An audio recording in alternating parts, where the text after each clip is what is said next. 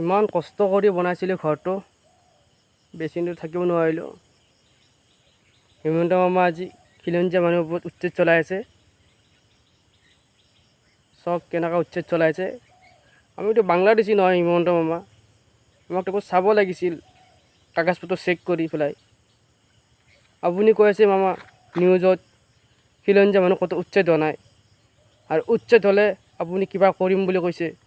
আপুনি পুনৰ বেলেগ জেগাত মাতি দিয়ক আমাক, মাটি বাৰী নাই, আমি ক'ত যাম মামা?